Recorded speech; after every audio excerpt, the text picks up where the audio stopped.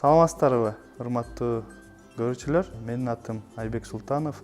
Мен Айыл банктын насыя башкармалыгынын өкүлү болом. Мен бүгүн силерге агро насыялар жөнүндө айта кетмекчимин. Өкмөттүн негизги агро тармагынын негизги агенти болгондуктан көп жеңилдетилген насыяларды Айыл банк ишке ашырып келатат. Быйыл 28 январдын токтомунун негизинде айыл чарбасын каржылоо 7-долбоору ишке ашты.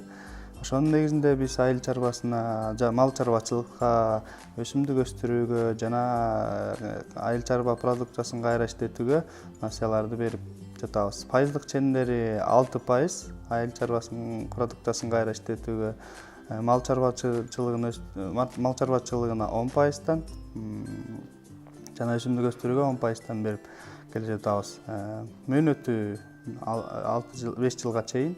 Керектүү документтер бул паспорту керек, кардардын жана никеси болсо, нике тууралуу күбөлүк, жана күрөөгө кое турулуучу документтери керек, техпаспорту, ошол үйгө кое турган документтери тиешелүү, жана мал тууралуу справка, малы эгерде мал чарбасын ала турган болсо, эгерде жер иштетем деп ала турган болсо, ошо жеринин кардардын ошо жери бар тууралуу күбөлүгү, же ижарага алга турган болсо, келишим, ижара тууралуу келишими керек, жана алгачкы ушул документтер менен келиш керек. Банктын кызматкери тиешелүү дагы кошумча документтер керек болсо, өзүнүн жазып кардарга түшүндүрүп айтып берет. Кардарлар өзүнүн эгерде мал чарбачылыгына ала турган болсо, мал кармай турганга шарттары болуш керек, жана өзүнүн активтери болуш керек. Мисалы, кардар мал алам, малдын башын көбөйтөм десе, ага анын өзүнүн малдары болуш керек, жана ошол малдарды көбөйтүп өстүрүүгө шарттар болуш керек. Мал кармоого шарт болуш керек, жана жери болуп тойтук базасы болуш керек. Өсүмдүк өстүрүүгө ушу жежер айдоого өзүбүз жакшы билебиз, жылына шарттарга жараша, аба ырайынын шартына жараша кургактык болот же ар кандай бир форс-мажордук маселелер туулуп калышы мүмкүн. Ошондон эгерде кардар сээп койгон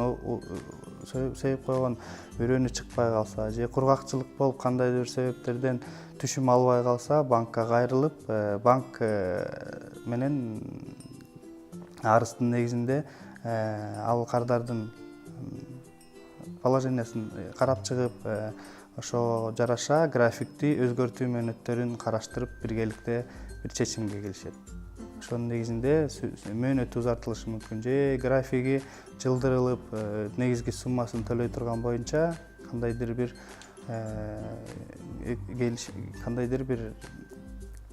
макулдашуунун негизинде бир эмеге келишет да. Урматтуу көрүүчүлөр, жыйынтыктай кетсем, жана эле ошо бүгүн силерге мен агро насыялар жөнүндө кыскача маалымат бере кеттим. Эгерде сиздердин сунуштарыңар, суроолоруңар болсо, биздин банктын өкүлчүлүктөрүнө кайрылып, ошол жерге өзүңүздөрдүн суроолоруңуздарды берип кайрылсаңыздар болот. Саламатта болуңуздар.